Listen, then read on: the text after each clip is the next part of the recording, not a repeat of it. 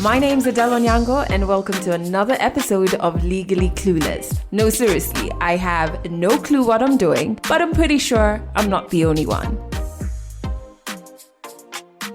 Hey you, welcome to episode 149. If you're just discovering this podcast, it's the first time you're listening to it, welcome to the crew. Audio episodes go out every single Monday. Season 2 of our video series is ongoing on our YouTube and episodes there go out every Friday. Feel free to join our warm corner of the internet on Instagram. We're at Legally Clueless Podcast, and on Facebook, same name. And on YouTube, same name. Links to all of those platforms are in our show notes for this episode. Ooh, and I might as well say this here. I never do actually. I leave it to the end. But if you're not new to the podcast and you want to share your story on here, there is a link to a Google form in the show notes. Fill it out and I'll get back to you. Now, coming up in this episode is it's powerful. It's a powerful story, but it's definitely heavy as well. And it touches on themes around domestic violence, sexual violence, specifically rape, and those are topics that could be quite triggering for some. For me,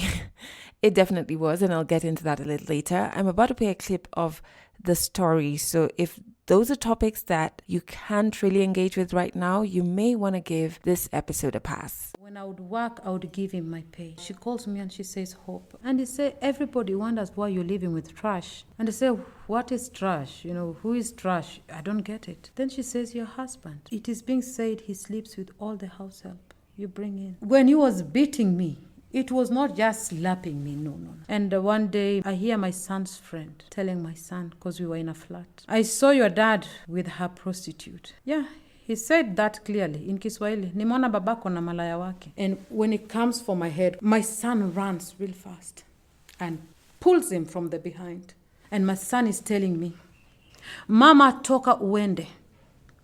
That's a story we recorded during our tour, and it's by Atieno from Kisumu. So we're going to get to that a little later in this episode. I hope you're doing well, though. I hope your 2022 is carrying on okay. Am I the only one who feels like January this year is rushing? Or maybe it's also because I have this project that is just really tough to crack and the deadlines are just coming closer and closer, so I'm feeling like time is running out, you know what I mean? But yeah, it feels like a much faster January than we're used to. I guess that's one thing to be grateful for. This week, I do have something on my gratitude list. I hadn't really forgotten about them, but I think a lot was happening and I just didn't get to share. So there's one thing on my gratitude list other than January moving quite fast. And I really have been thinking about it the last couple of weeks because I am in the process of unlearning something that, I thought was not just the truth, but something that I kind of had found comfort in. That's it, actually. So I'm unlearning that, and it's quite challenging, I have to say. But I'm very grateful that I have the grace to unlearn. At no point have I wanted to give up. Moping about it, yes, has been happening. But I'm aware of it and I'm curbing the time that happens. So yeah, what's on my gratitude list this week? Definitely that I'm graceful enough to unlearn. And whatever is on your list, maybe it's in your head right now. I don't know, this works for me. Just write it out. Get a notebook, write those things out. And maybe it's because I really love words and I really love writing. But I feel like whenever I do that, I have like a deeper bond with not just the words, but like the energy behind them. So hey, might work for you. Who knows? The story in this episode is very long, so I'm going to rush through this. Before we get to it, the song of the week. Ooh, I really love this song. And I had completely forgotten about it. And then I just rediscovered it, and now I've been playing it over and over and over. I like it because, and my therapist is always telling me to do this whenever I'm sitting down working and either get overwhelmed or stressed. She's just like, turn on your favorite song, get up and dance. To be quite frank, I've done that maybe 3 times because I don't know, not used to it just yet. But yeah, the one song that this is really good for is the song of the week, and it's by Kate Renada. I attend a concert by him One Day in My Life. And in this song, he's featuring Sid from the internet. And the name of the song is You're the One. Again, don't even know what the lyrics.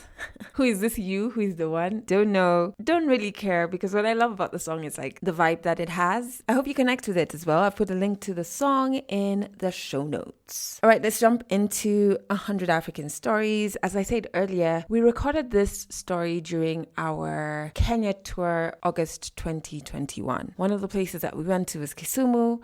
And so Atieno was one of the storytellers we recorded that day, and she's got such good energy. I still remember her coming on to set, worried that she was a bit late, but it wasn't like an uncomfortable lateness. It was just like a few minutes actually. Yeah, but I'll never forget her energy. Now, I have been scared to produce this particular story because it touches on rape at a point, and I've been in a weird place in terms of healing from that space.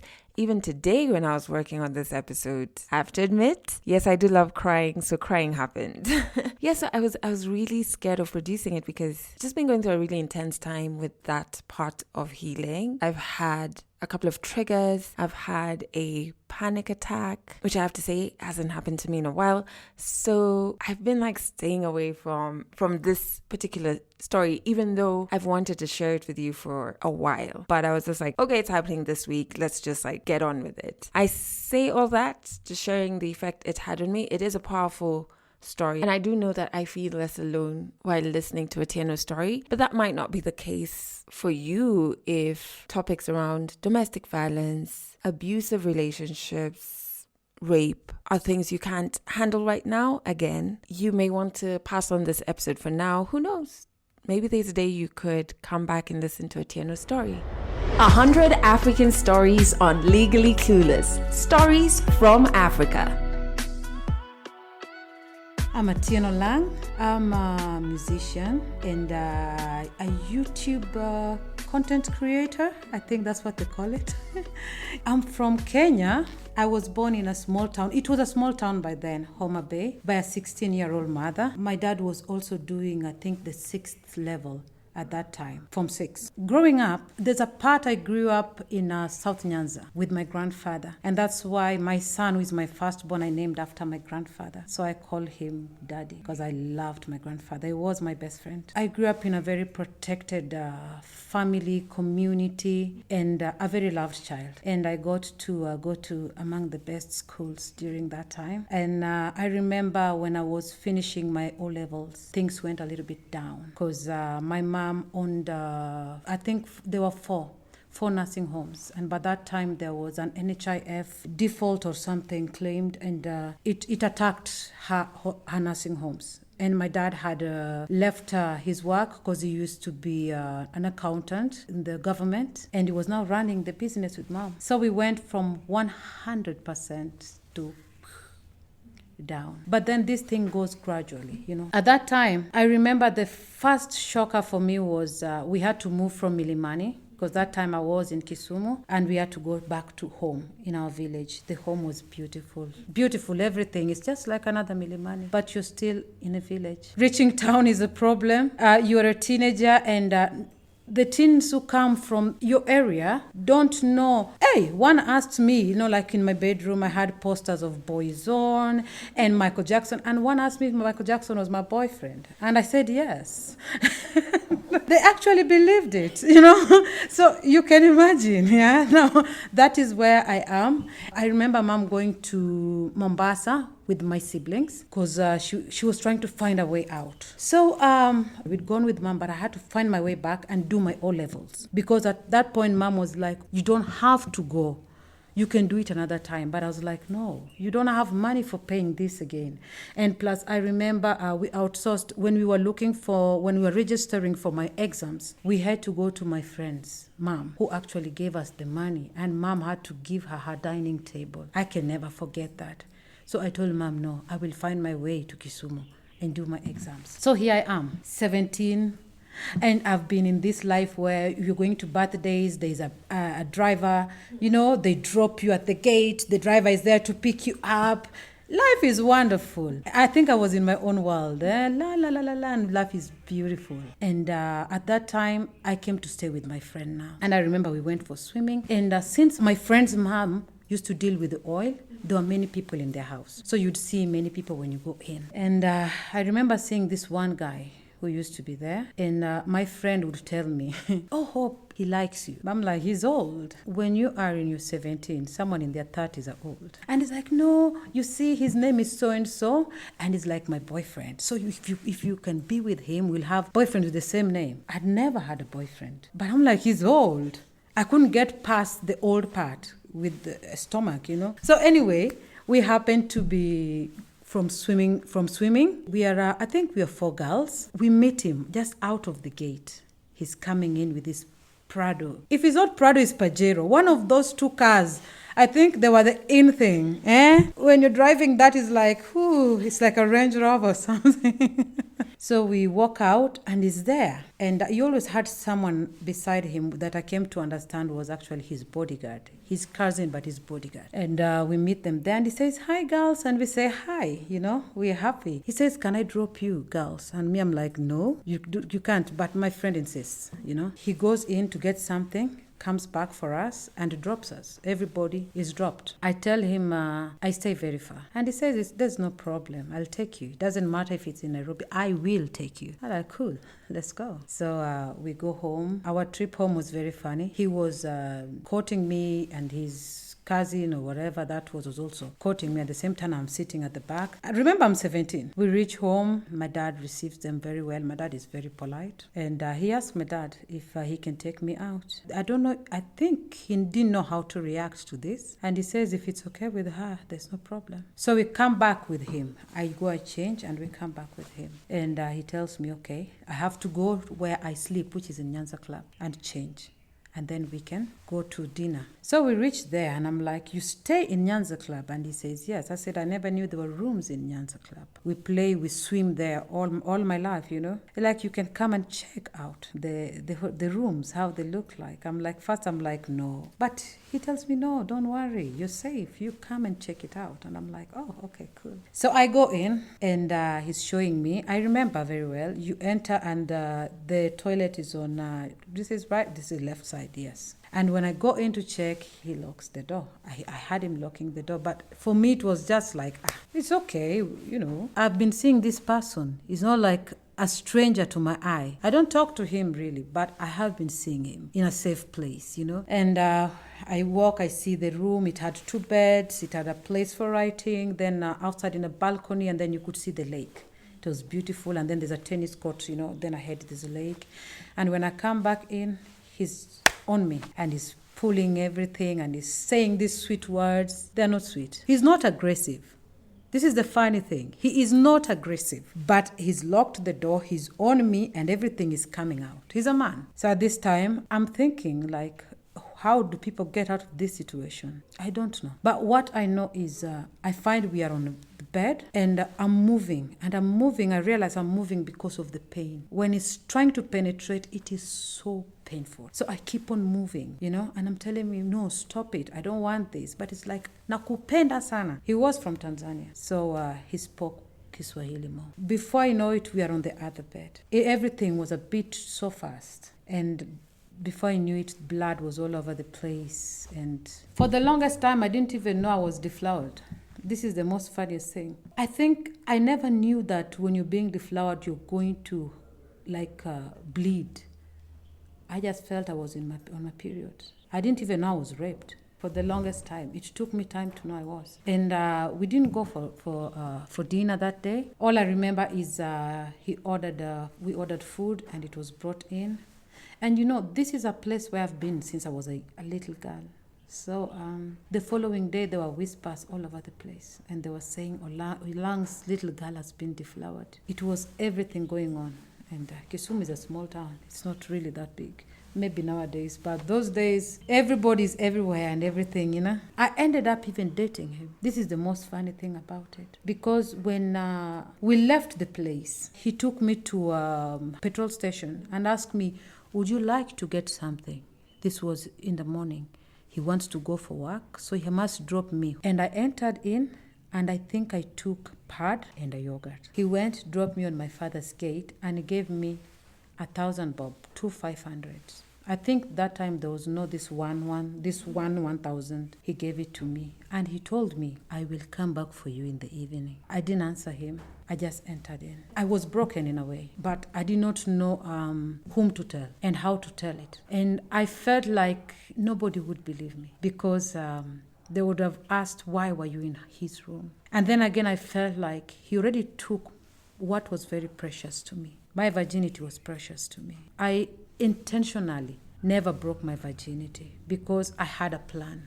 Maybe most of girls have it, to keep my honor. And for me, the person who took it was supposed to spend the rest of my life with me. That's how I thought it was going to be. And I thought it was a big part of a woman, you know. So I never got to have that sweet story. I don't know if people have sweet story about, being deflowered and all. Now, my mom comes to get me because now she is worried. As again, Kisumu is a very small place. She might have not told me I had A, B, C, and D, but she was worried. So she came for me and we go to Mombasa. Of course, I've left all my friends. At that age, your friends means the world to you. And I'm in Mombasa now. I'm in 17. I'm looking for how to start my life. Basically, I can't go for further studies anymore.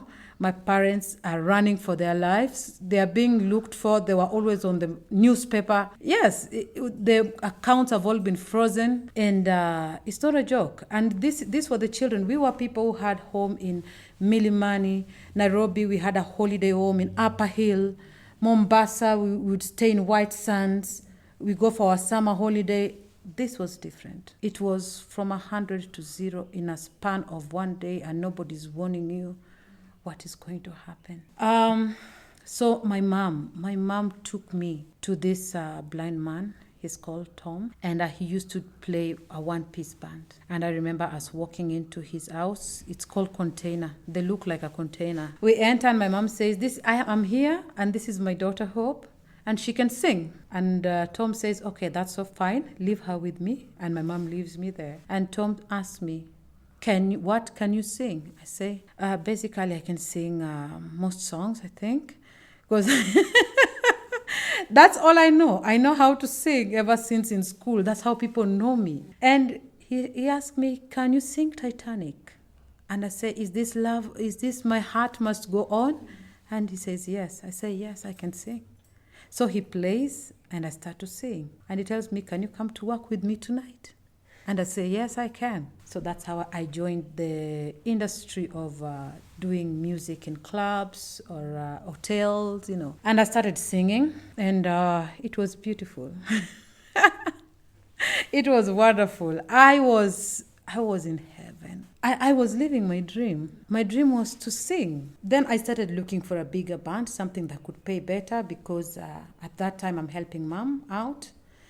We have my younger siblings, and we need to pay the rent and all this. So I get my first big band. And now this is a bigger set. It is different. It is full, and I think they were now guiding me fully now how to handle myself and even my vocals on stage. And this is where I meet now the love of my life. I am young. I am naive, though I really felt I knew it all, and I had it together, and I had this strong personality. Our technician now, the nephew, is there. He's young also, and he becomes this good friend of mine.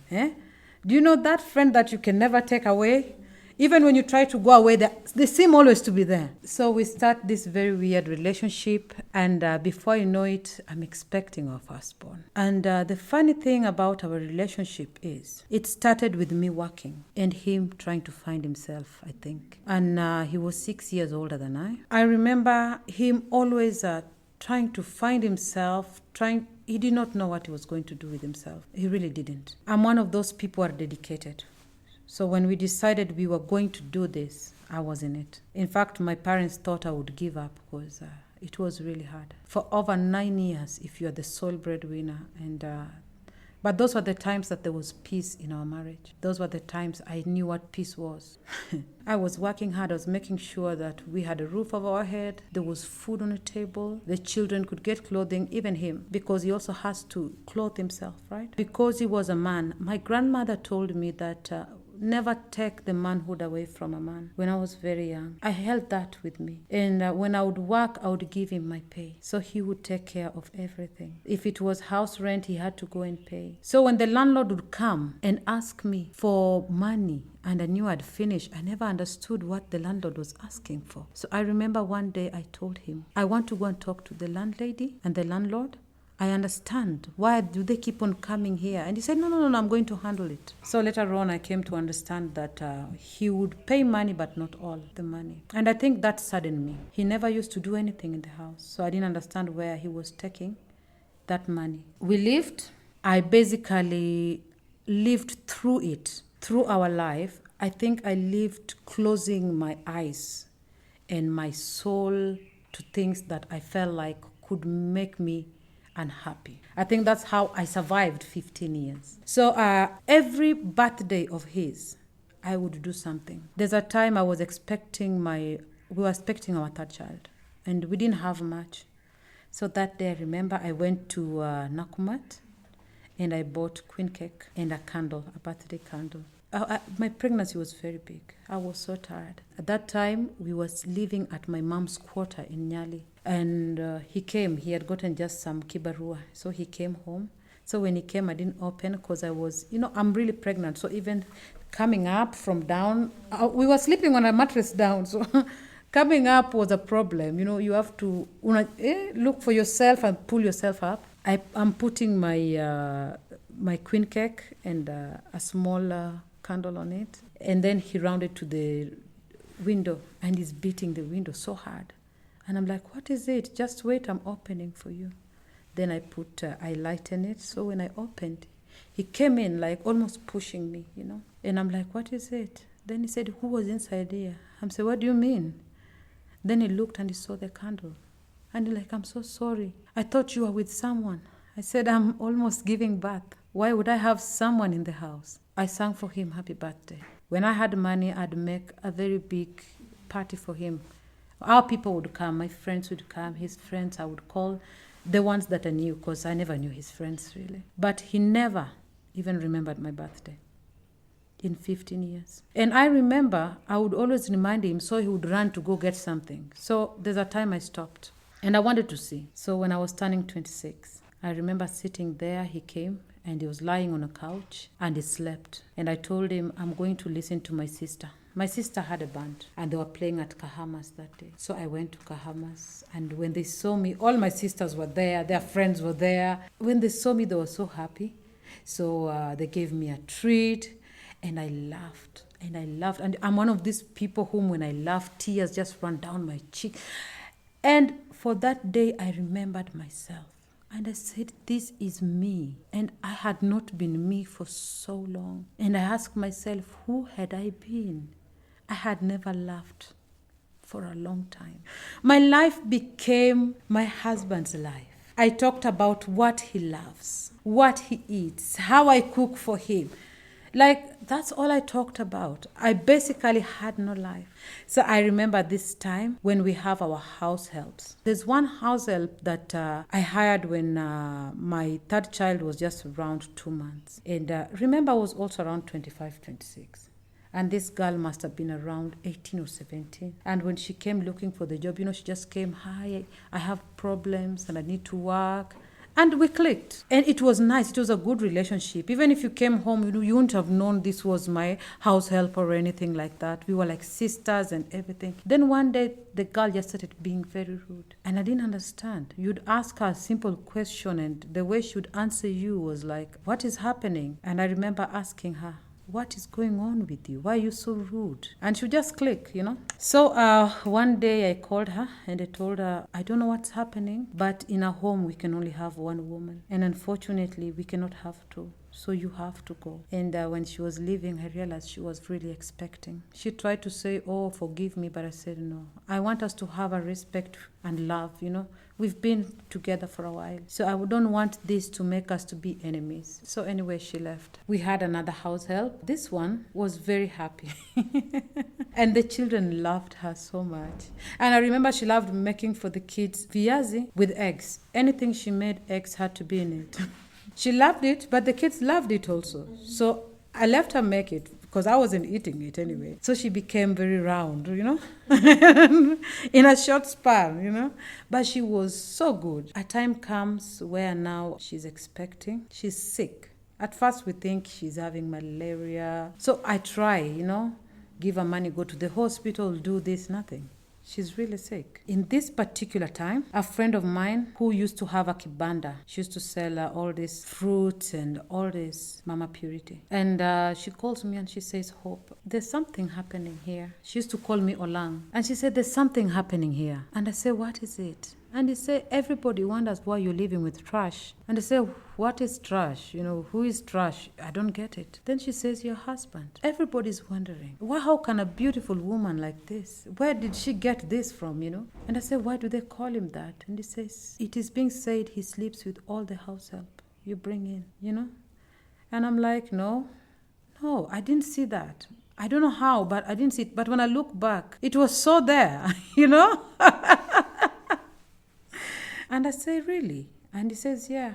But you know your husband better. And I say, yeah. I didn't really continue with the conversation, but I was quiet about it. But that is the time where now Esther was expecting, our house girl. And this time, I'm resting in my room. I'm from work. I'm tired. That particular time, the father of my kids is in the living room. He's listening to music. So I need to go to the restroom. And I must pass the living room to go to the restroom. So I open the door, and Esther is there. Her thigh is all wide open. No pant. I opened the door, and she got startled and put her thighs together. And I was surprised also, because you don't expect to walk in and see that, But I didn't ask her anything. No, I didn't, because I think at the back of my mind, I felt maybe she just sleeps without a pant and open her thighs. People sleep differently. But I looked at my husband, who was sitting somewhere around there, and I asked him, what are you doing here? And he closed his eyes so tight. I knew he wasn't sleeping. You can't close your eyes that tight. And he told me, I am listening to music. That's how he answered, with his eyes closed. And I said, really? I said, okay. I'm going to the loo. When I come back, if I find you here, you'll tell me really what you're doing. I went to the loo. When I came back, he had gone to the bedroom to sleep. I didn't address the thing at night. So I remember the following day after the incident, I dismissed Esther. And I asked her to leave and go and handle the sickness that she has. Because at that time, I think it was beyond me. It took lots of months. I even forgot about Esther. We were sitting down on a carpet. I remember there were these CDs. We were doing something. I was sitting there, and the father of my children there. And the door is just right ahead of us. So there's a door with the wooden door, but a grill door. So the grill was always locked. And I see someone standing right in front of us talking. It takes me time to realize I'm talking to Esther, because she had lost weight. She was thin, very thin. And I remember saying, Esther, is this you? And she said, yes, Mama, it is me. I said, how are you doing?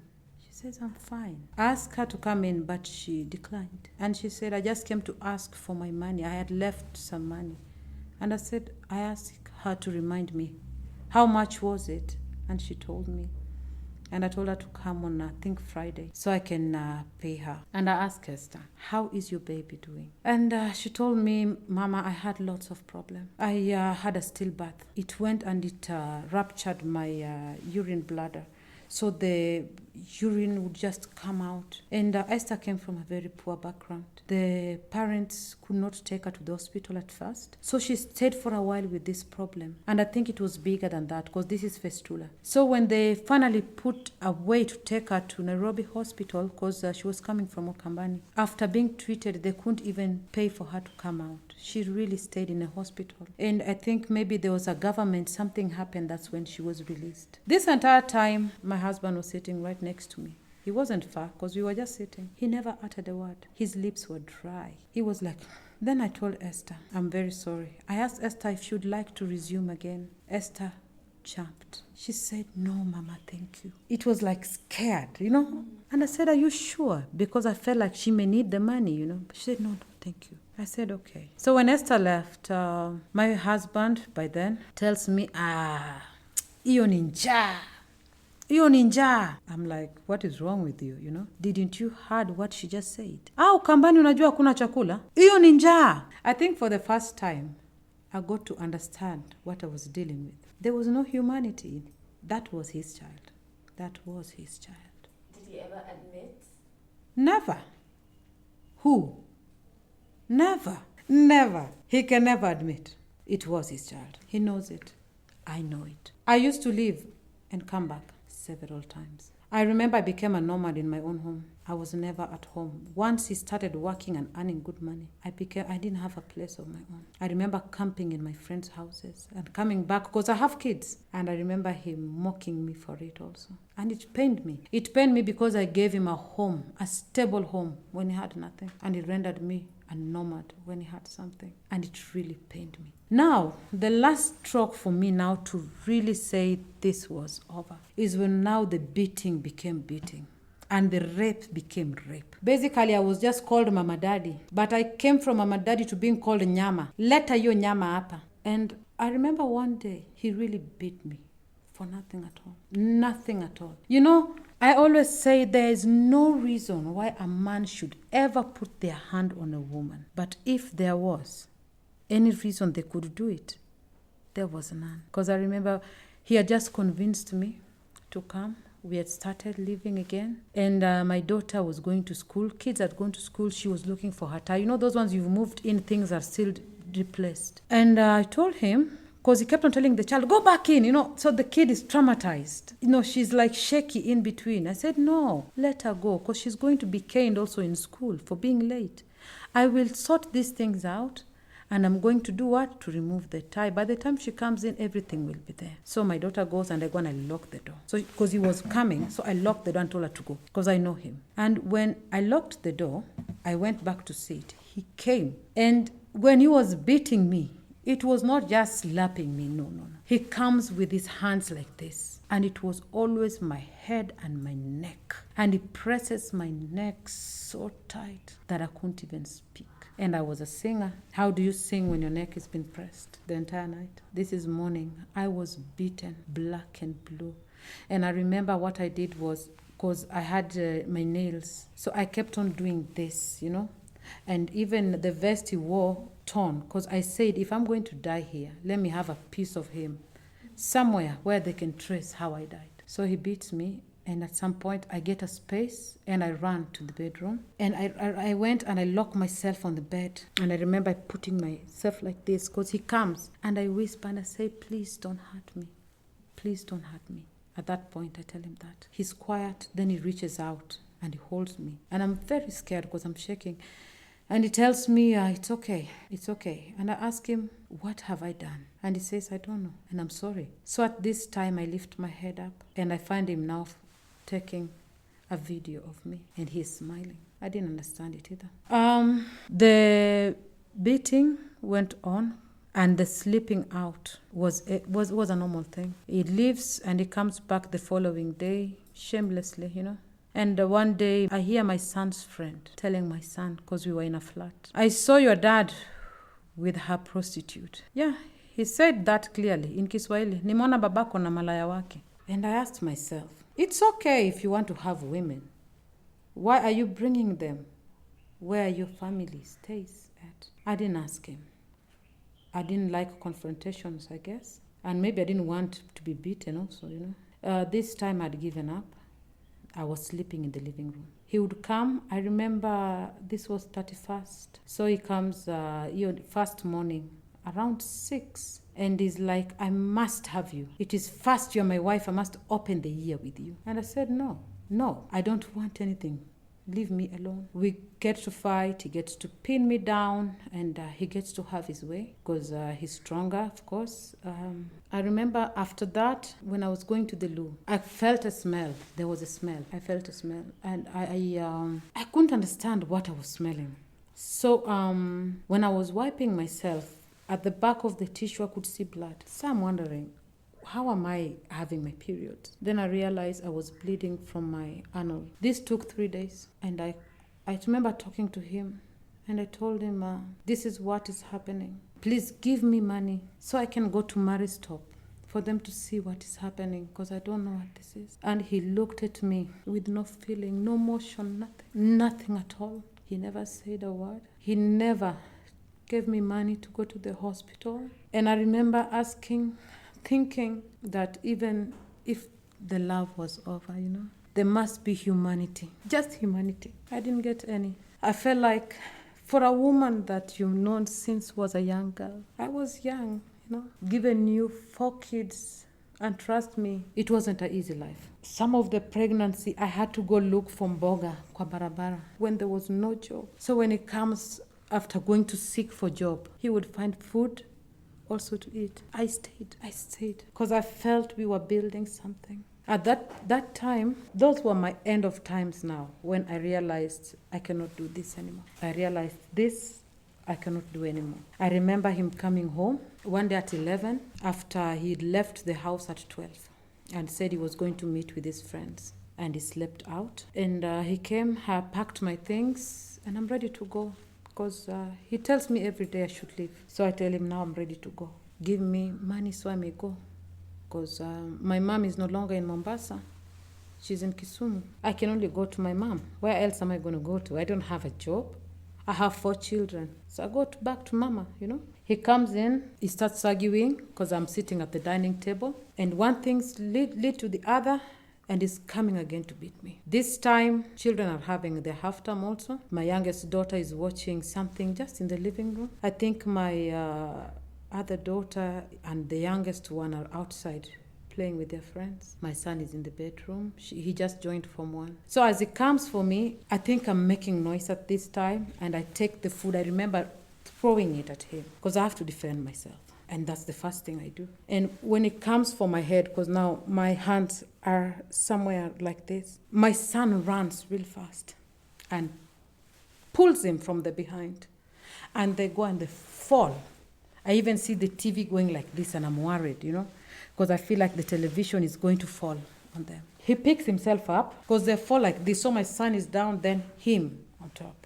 So he picks himself and is running towards me. I'm still sitting. I don't know why he just can't walk. He doesn't have to run because I'm sitting. But it comes like real fast. And when he's coming, holding me, my son again is on him. But this time, he's pulling him as they walk. They're struggling as they go, and pins him on a wall. And my son is telling me, Mama, toka uende. Nilikuambia mtu atakuua. Toka uende. And I'm shaking.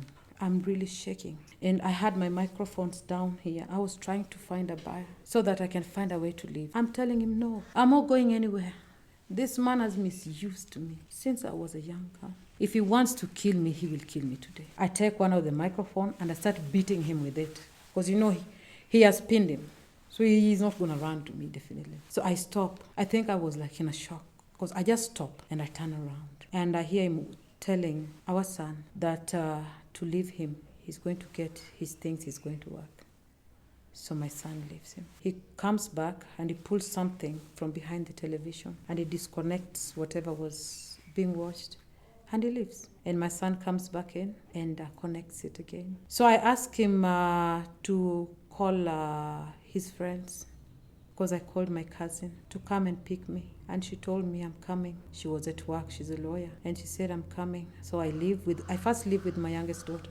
Then my friend Sophie comes to see me there because she was driving. She says, Hope, let's go get the kids when that man is out. So we go back and I get my daughters with only few things. And my son says, I'm not coming. And I say, why? And he says, Mama, I just joined Form 1 and you're still going to start looking for a job. I don't want to sit at home. And I say, are you sure you'll be safe? Like, no, I'll be fine. I think he trusted his father more than I did, I don't know. Or maybe he felt his father was different with them. So I tried to ask him to come with me, but he says no. And I tell myself, you know what? Sometimes you can live with kids and later on they see you that you're bad. So let me leave him. I tell him, when you're ready to come, you let me know. So I leave. A friend of mine sends me money because I didn't have anything. So I happened to share with her. She was my best friend when we were in class 7. So I happened to call her and say, Tandy, this is what is happening. Because when I was being a nomad, she's one of the people who used to house me in Nairobi. So Tandy's like, no, Hope, you need to leave that man. I told you he will kill you. So he sends me 7,000 shillings. I remember putting my kids early in the morning in a bus. But I could only reach Nairobi because the money was not enough for us to come to Kisumu. And I went to stay with my biological father. And after a month, he gave me money and I came home to Kisumu. Coming home, it was really tough. I had nothing. I have kids. I can't even afford to take a painkiller when I'm having my periods. For some reason, periods became sickness, When I was a girl, I never even knew what cramps were. And here's a part where I'm bleeding, my stomach, everything is hurting. I can't take a painkiller. I can't afford it. I remember one time I was having such a terrible stomachache. So when my mom saw me, she was like, "Where had you been?" And I said, "Mama, my stomach was hurting so much. I had to just lie down on my stomach." Say, "Why didn't you tell me so I can send for you a painkiller?" I remember there's a time kids are in periods, mom doesn't have money. I'm looking for money for pads. Just pads, simple pads. I couldn't have it. At that time, my son calls me. First, it's the father who calls me because I had stopped communicating with him completely because he gave me so much sadness. And he calls me and he tells me he's making noise, literally. "I don't want this son of yours. He's not my child. He's fighting me." And I'm like, what is happening? So I tell him to keep quiet and call me later because I'm trying to process this. What is going on? Because he's also abusing me. And then immediately my son is also calling. And he's telling me, "My dad is abusing me. He has been abusing me for so long." And I ask him, "Why haven't you told me this? Why didn't you just call me and tell me?" And I ask him, "Why is he saying that you're fighting him?" He said, "No, I didn't fight him. I defended myself," he says. He said, "When I'm from school, I come home, I have nowhere to go. He's locked me out. I sleep at the landlord's. Sometimes he comes home, there's no food. He asks me, 'Why didn't you tell me?' There was no sugar in the house." As I try to reply, he's kicking me and he's hitting me with fists. So I ask him, "Why are you beating me?"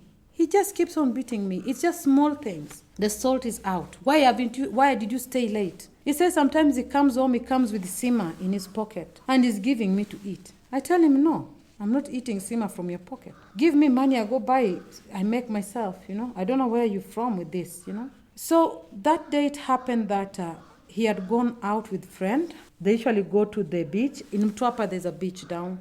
So they go work out a bit. So when he came back, his dad had locked the door. So he was at the landlord's place because he has boys like him there. And when his father opened at last, his father started beating him. And he says with fist. So in beating me, I now was holding him to stop beating me. He was hurting me. And in the process, he fractured his arm. And the funny thing is, he never even took him to the hospital. And it hurted me.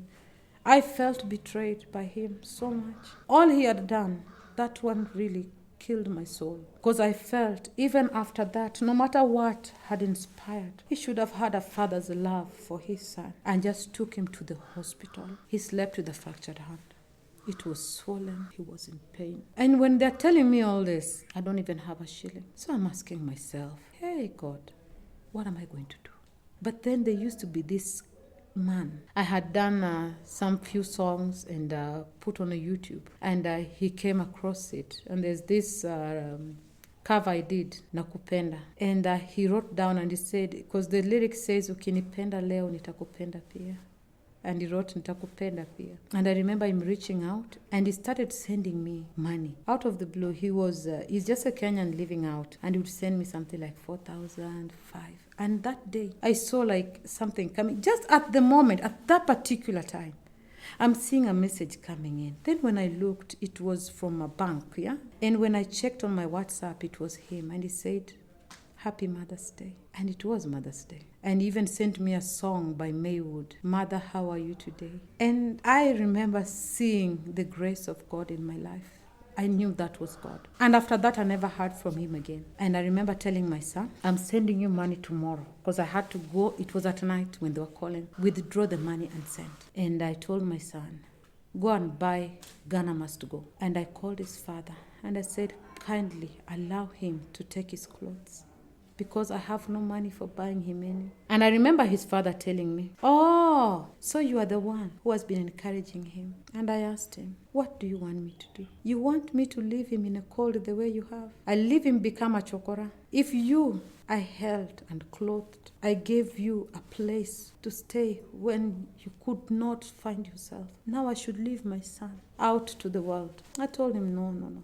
He's my child. He is my son. Whether he is bad, he is good, he is mine. Please, just let him come to me. So my son came home. That time when my son came is when his father took in now his girlfriend and her children into what basically was my home with my children that I built things in. I worked hard to put things in the home. And that's how everything I worked hard for was given to another woman. And I remember at this time I had gotten a job. We were still sleeping down, completely down. And I told my kids, just put your clothes on your head as I look for mattresses. And my daughter was following the father on Facebook. And this lady would take pictures on the couches with her children, literally putting their legs up like this. They tag with their father's page. And some would come in their father's Facebook screen. And at that time, my daughter, who is in Form 3 now, was sitting for her Class 8. And it would really disturb her. And I told her, stop looking at such things. They're not necessary. I told them, that same God that enabled us to live there is the same one who will lift us up. And not to worry about it. And to forgive their father. Because I knew that forgiveness was the way forward to this. But even forgiveness in itself is not an easy journey. It needs God's strength. Because I found myself relapsing lots of time. Things became stable at this point. I am taking my children to school. And sometimes he would call. And he would send like 1,000 bob maybe. And when he sent 1,000 bob, he had a commanding voice. He wanted to know lots about you, lots about this, which I felt was very toxic. I put an end to it because I had my aha moment, whereby after, let me just put it this nicely, when the corona hit, things was difficult because remember, I'm a musician. There was no job. Here I am, paying rent with 4 kids that I'm educating. And I was doing also, I'd started also a business aside to help out. And I used the money, anything you'd saved, is gone. And here is where now you are evicted. And I'm back home. Now I'm back home with my mom again. We are homeless again now. We are back home now. And someone calls you after a year of not knowing how you're doing, how you're eating, how you're surviving. And he calls and he tells you something like, I'm just changing a different business for my wife now. This one is not working at this particular time. And I tell him it's okay. I pray that God enables you guys again. And then he calls again, now this one for the dresses is not working out. So after some times, I told my mom, and my mom told me, he's mocking you. He calls you to mock you. He doesn't care. He doesn't care at all. So that's when I had my aha moment. And I realized I had a relationship with myself. I was a shelter for him when he had none. And I think basically I realized he doesn't know what love is. He cannot give it because he doesn't know it. He doesn't know what respect is, so he cannot give it. So I made peace. Even when he called his own children to mock them for not going to school, because I could not afford to take them after that, I told them to forgive him. Because he doesn't know any better. Because according to him, he doesn't see what he's doing. I believe my journey is still longer. And I believe I have just started. I believe I will go far. I surely do believe. Yes, I might be doing something I don't know called YouTube, but... But I believe even that, with God's grace, because I believe it is all in God's favor, it will go somewhere with me. Because it makes me happy at least. On my YouTube channel, I do storytelling. And basically just my life and my family. So you're basically just seeing my family. And I believe we just different characters of people there. And I love telling story. I have a dream of one day doing animation on African folktales. And so I usually just sit and tell stories. But it brings joy to me. My YouTube channel is Atieno Lang, just as my name. Catch more African stories in the next episode of Legally Clueless. I hope you connected with Atieno's story and just how much power there is in quite a few things she was saying. And I'd also love you to check out her YouTube channel. There's a link to it in the show notes. It's called Atieno Olang Family. But just click the link and you'll find it. And I also thought that I would share a resource that I have quite a few times shared with other survivors of sexual violence. And I think I've shared this once before on this podcast. So there is a hotline that is run by CREW. CREW is spelled CREAW, and it stands for the Center for Rights Education and Awareness. And it's a national feminist women's rights NGO here in Kenya. And they do have a hotline, which is 0800 720 186. I'll put it in the show notes as well. And once you call this hotline, you can get access to various survivor resources, be it legal, be it psychosocial in terms of therapy, be it moving you to a shelter. I'm going to try, and when it makes sense, obviously, as per the story in the episode, if there's a resource that I can share, if you're going through the same thing as a storyteller, I will find it and I'll share it with you. And even if it's not an issue that you're going through, amplify that resource. So like CREW's hotline, I think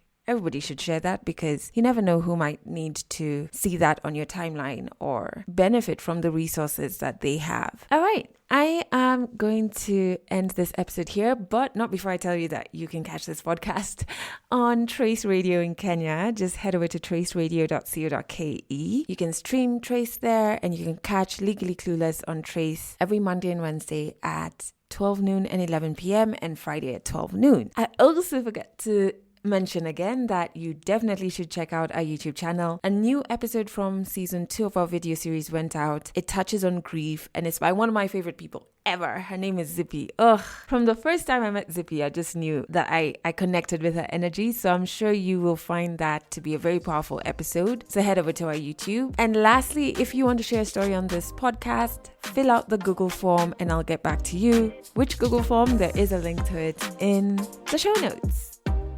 That's it for this episode of Legally Clueless. You can share this podcast with your friends. You can keep it for yourself. I'm not judging. Just make sure you're here next week for the next episode.